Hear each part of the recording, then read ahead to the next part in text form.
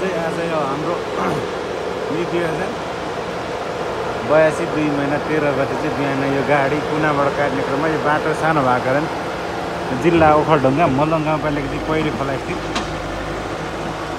गाडी यस्तो दुर्घटना हुनुबाट थोरै बचेको यो गाडीको चक्का चाहिँ यो बाटो मुनि फसिसकेको थियो यसलाई चाहिँ हामीले गाडीको चक्काभन्दा मुनिबाट गाह्रो लाएर यसलाई रोकथाम गरेर अहिले 2वटा जेसिबी लिएर आएर चाहिँ यो दुर्घटना हुनुबाट बचेको गाडीलाई चाहिँ निकाल्ने प्रयास भइरहेछ।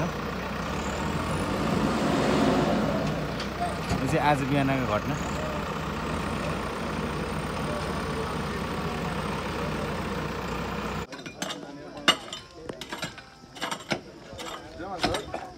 यति बेला चाहिँ हाम्रो यो नेपाल प्रहरी र नेपाल आर्मीको सुरक्षाकर्मी टिमले यहाँ खन्दै हुनुहुन्छ।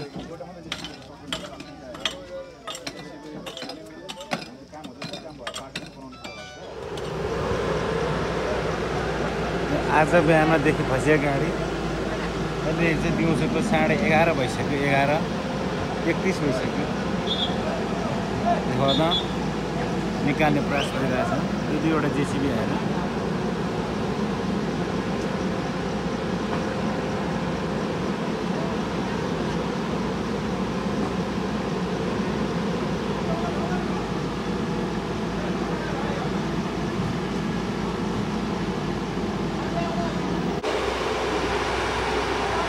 यो चाहिँ 2वटा जेसिबीले निकाल्ने प्रयास गर्दै पनि राम्रोसँग भइरहेको छैन अझै पनि।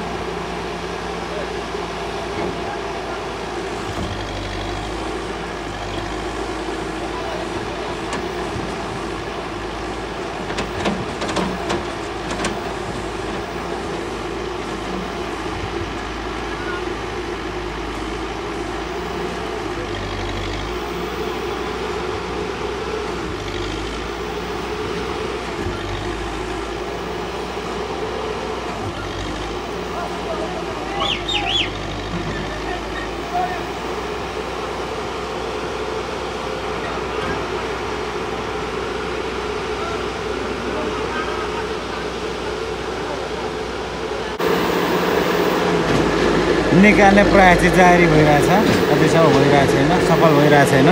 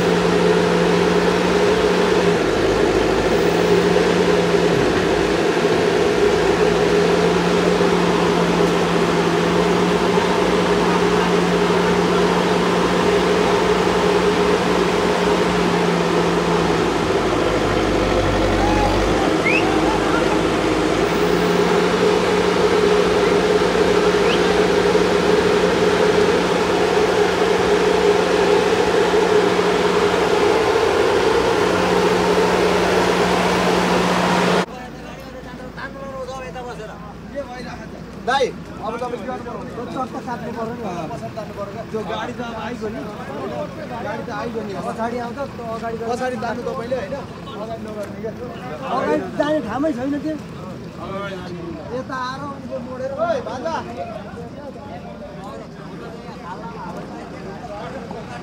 यो टायरले यस्तो काम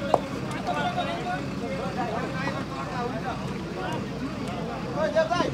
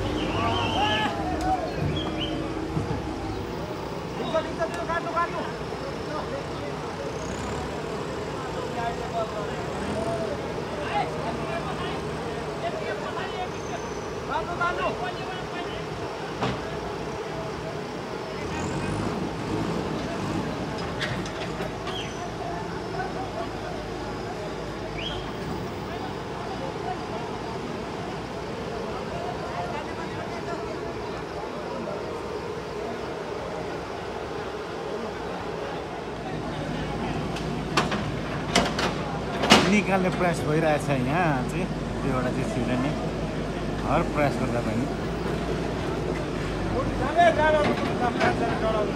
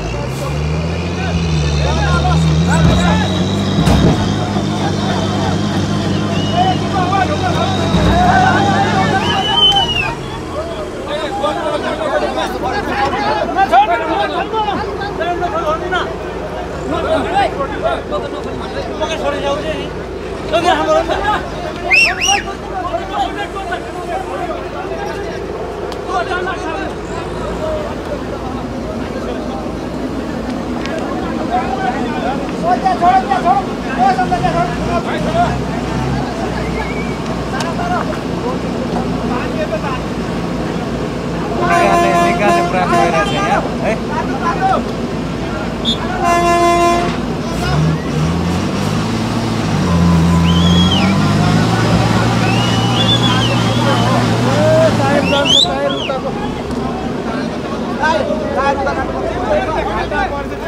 ल जेन आयो दुईवटा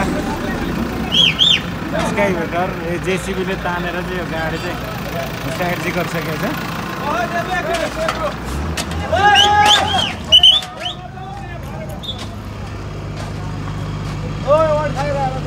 त्यो ओट चाहिँ हटाउनु पर्छ है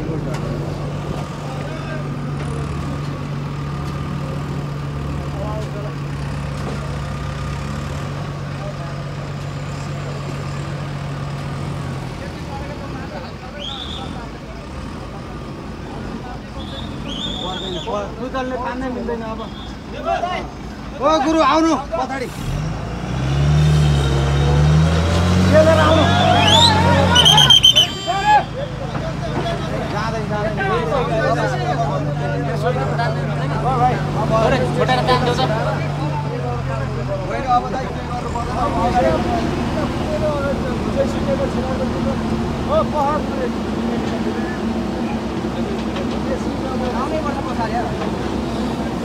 पछाडि आउनु पर्दैन त्यहाँ मजाले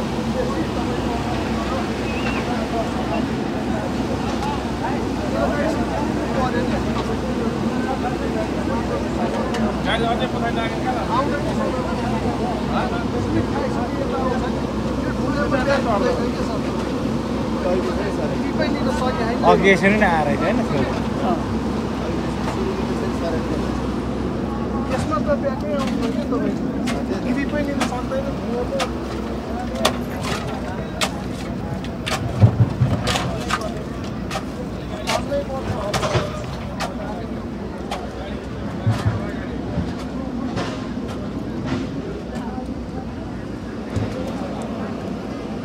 यहाँ चाहिँ नेपाल प्रहरी नेपाल सशस्त्र प्रहरी नेपाल आर्मीहरूको संयुक्त सहयोगमा यो निकाल्न सफल चाहिँ भयो अझै पनि पूर्ण रूपमा यो बाटो खुलिसकेको छैन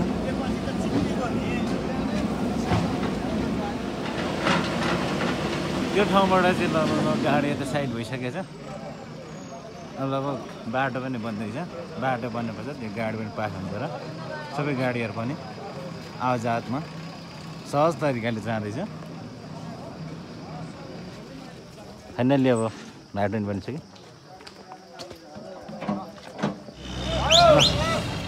फाइनल्ली फसेको ठाउँबाट गाडी पनि निस्किसकेको छ।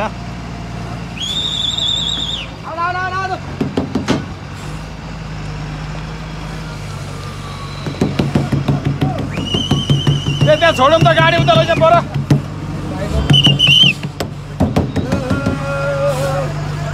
फाइनल्ली यो फसेको गाडी पनि निस्किसकेको छ। अब यसलाई समाएर गाडी आवजात गरेर पास गर्ने हो।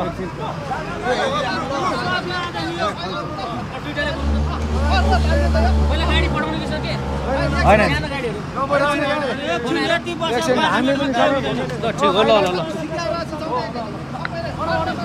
फाइनल्ली गाडी पनि अब निस्किसकेको छ।